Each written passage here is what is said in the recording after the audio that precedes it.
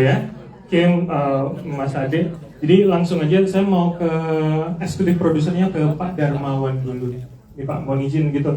Ini kalau tadi saya udah tanyakan juga ke teman-teman, ini kan film debutnya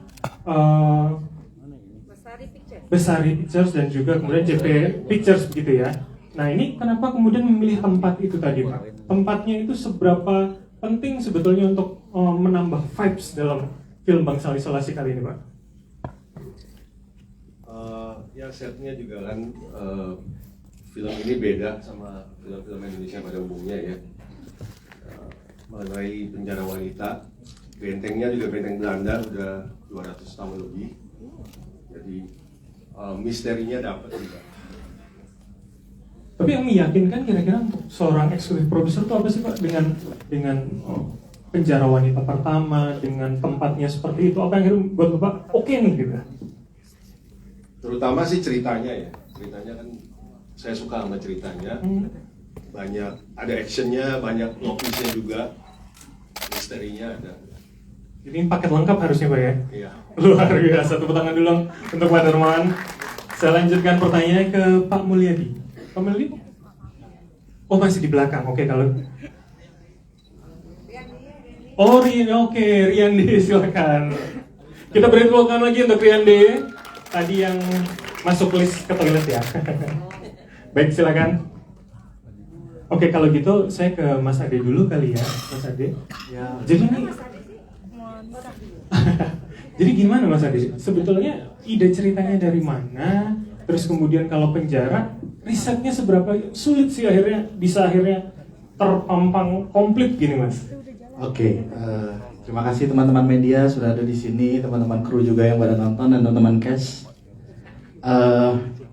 Sebenarnya kalau ide cerita waktu itu saya diberikan ini langsung oleh sama Pak Mul dan Pak Darmawan gitu. Jadi kita ngobrol, idenya menarik.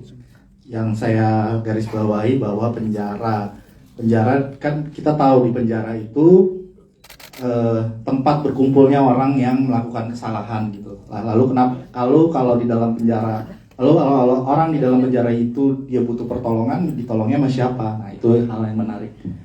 Salah satunya kenapa basicnya saya ambil cerita ini. Tadi apa lagi pertanyaannya lupa? Gimana kalau bisa membreakdown dan akhirnya risetnya? Oke, kalau riset kebetulan ya udah dilakukan sama Pak Mulyadi juga. Ada beberapa pertanyaan ada beberapa interview, dia menginterview orang yang memang sudah pernah di penjara. Lalu kita juga pasti saya riset juga melihat referensi-referensi, lalu kehidupan di penjara seperti apa. Dan ya itu kan benteng lama yang kita sulap jadi penjara gitu. Tapi cukup mendukung ya Mas bentengnya itu untuk bikin Cukup. Jadi dengan sebenarnya tanpa perlu ada jump scare dan ini dengan suasana penjara yang sudah sangat menyeramkan itu kita sudah dapat action horornya sih. Dan gelap temaram gitu ya. Oke, tepuk tangan dong untuk Mas Ade, teman-teman. Dan kita sapa juga ada Pak Mulyadi JB sebagai produser. Selamat datang Bapak, luar biasa, tepuk tangan dulu teman-teman. Oke, kalau begitu saya tanyakan Pak kepada Pak Mulyadi. Tadi katanya kalau Mas Ade kan risetnya Bapak lebih dalam. Ini gimana? Jangan-jangan ide awalnya juga dari Bapak gitu Pak? Oke. Terima kasih sebelumnya. Assalamualaikum warahmatullahi wabarakatuh. Terima kasih kepada teman-teman media dan kawan-kawan sekalian yang hadir pada gala premier Bangsal Isolasi. Jadi awal saya membuat konsep Bangsal Isolasi itu tercetus ketika saya berkunjung ke salah satu tempat ya pembinaan lah. Sangat enak kalau sebut penjara gitu kan.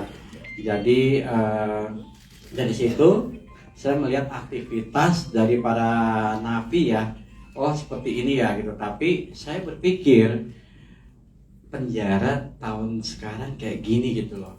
Tapi saya berpikir kalau penjara di tahun 70-an, tahun 90 itu seperti apa.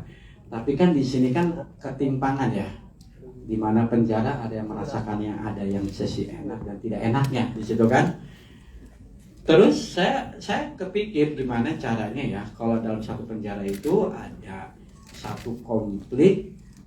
Selama ini kan horor kan selalu identik dengan maaf ya villa, tempat-tempat yang lain ataupun apalah yang berbau yang bagi dia emang ini sumber dari mistik ataupun apa gitu. Tapi saya berpikir kenapa semua tempat itu kan selalu ada dengan mistik dan horor ya. Kenapa di penjara itu kita nggak tampilkan horor? Dengan cara apa?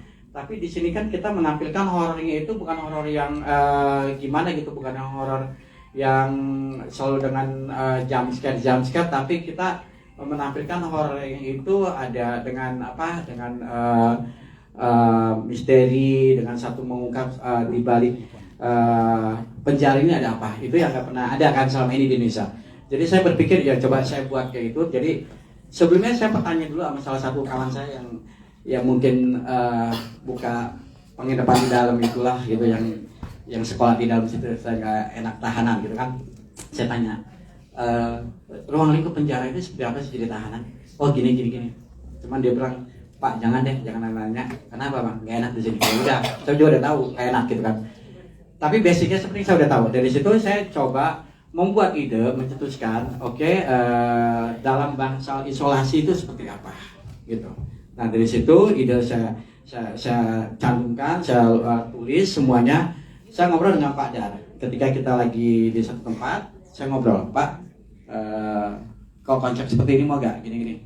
Nah Pak Dar respon, dia bilang, wah boleh, oke, menarik, yuk kita buat. Nah saya diskusi dengan salah satu penulis, Oscar. Saya tanya, Mas Oscar, ini mau gak kita gini? Nah dia tertarik gitu. Jadi yaudah, dari situ kita simpulkan, kita membuat satu cerita untuk bangsal isolasi. Seperti itu. Luar biasa, tepuk tangan untuk Pak Mulyadi dong teman-teman. Jadi emang karena real ceritanya akhirnya benar-benar berasa gitu asli Pak Mulyadi. Oke, kalau begitu saya beranjak ke Mas Oscar sebagai penulis skenario. Ini gimana Mas Oscar breakdown ide-idenya, kengerian yang ada tadi di dalam visinya Pak Mulyadi gitu?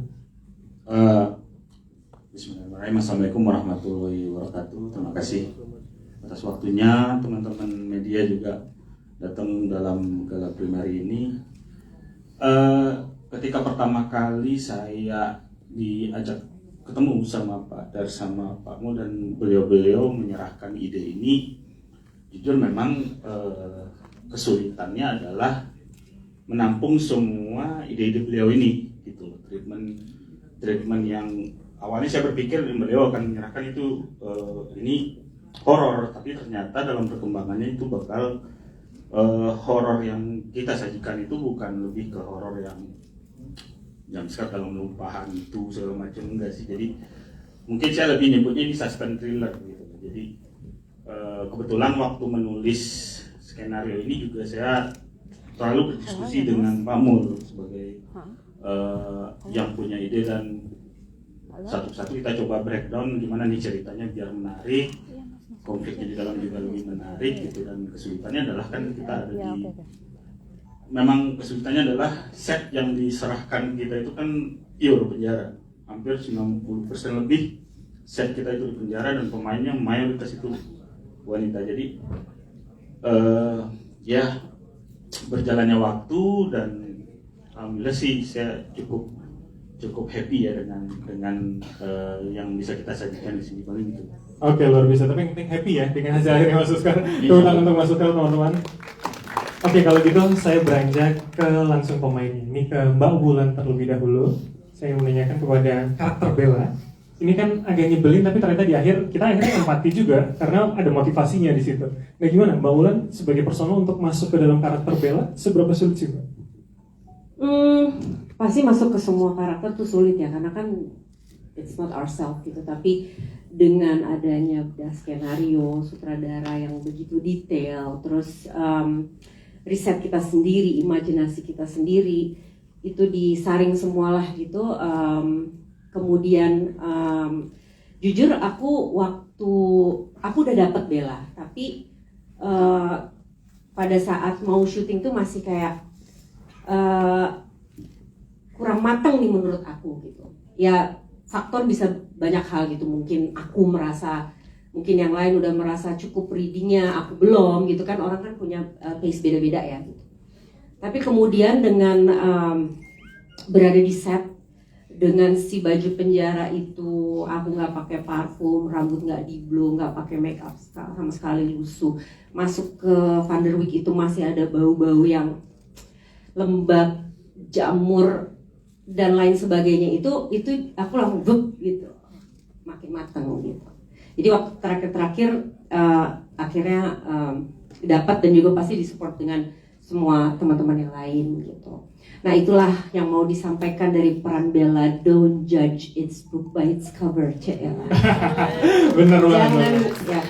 And always be kind, cause you don't know what others are fighting for. Lo tidak tahu apa yang orang perjuangkan. Jadi selalulah berbuat baik terhadap orang. Kita nggak tahu kan Bella tampilannya seperti itu, yang dia lakukan juga gila loh gitu. Tapi ternyata ada motivasi di balik itu. Dia juga nggak berdaya gitu kan, masalahnya anak gitu. Gimana dong gitu kan. Jadi itulah, setiap dalam kehidupan ini nggak ada yang hitam dan putih, semuanya abu-abu. Yeah. Yang jahat sebenarnya, yang baik sebenarnya, ya kan? Ini statementnya bisa dipotong buat quote TikTok ya teman-teman. Oke, tepuk tangan dong untuk Mbak Ulan, luar biasa. Oke, kalau gitu aku ke Kim deh kalau gitu. Jadi gimana masuk dalam karaktermu, dan ini seberapa beda dengan peran-peran sebelumnya, apalagi jadi jurnalis kan? Ada riset tertentu nggak? Riset tertentu sebagai jurnalis sih nggak terlalu ya sebenarnya. Jadi lebih ke oke, kita beda skrip, kita lebih nyemplung ke karakternya sendiri, dan seperti Mbak Wulan tadi bilang, setnya, kostumnya, dan pemain-pemain yang lain itu lebih membuat aku jauh lebih gampang untuk masuk ke karakter itu.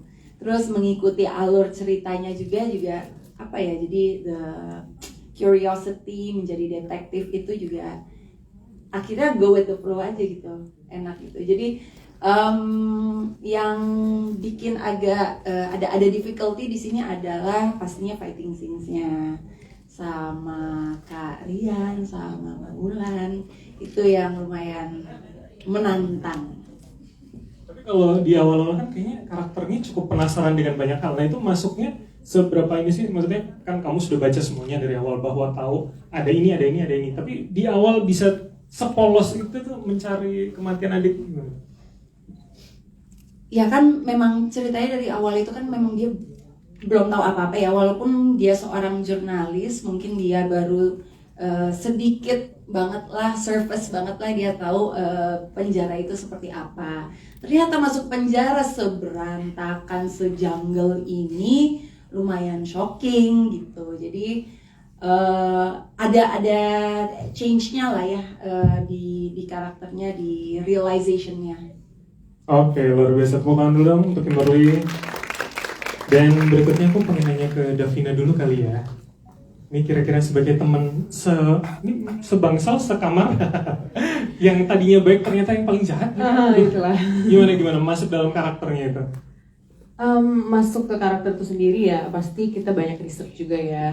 Kayak ada reading, terus segala macam. Kalau di lokasi juga ada coach gitu-gitu segala macam.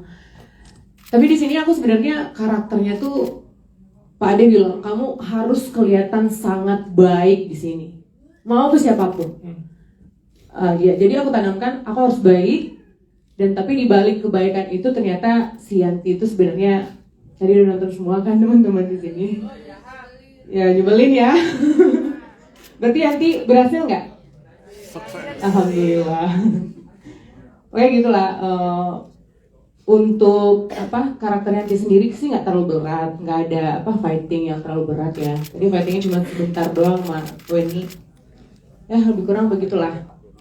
Oke, baik. Karakter Weni. Jadi, pokoknya tapi kalau teman-teman udah bilang nyebelin sudah oke ya. Oke, baik, terima kasih. Saya akan kedua orang yang mungkin teman-teman juga pengen menanyakan ini, langsung saja saya ke Om Pit Pago dan juga Mbak Rowina kalau gitu. Ini sebagai pasangan yang ternyata paling nyebelin di akhir. Saya ke Om Pit dulu sebagai Pak Herman. Jadi gimana Om? Kira-kira ini sepanjang perjalanan karir seberapa nyebelin karakter ini Om? Untuk secara personal. Ya, terima kasih. Saya orang dulu bilang anak wayang. Pemain film itu anak wayang. Jadi saya melakukan apa yang saya ucapkan, apa gerak-gerik saya itu tidak lain dan tidak bukan dari pengarahan sutradara dalamnya. Dasarnya ceritanya sangat bagus, Kemudian manajemennya juga sangat bagus, dikelola sangat baik. Terima kasih Bapak Produser sudah diberi kesempatan.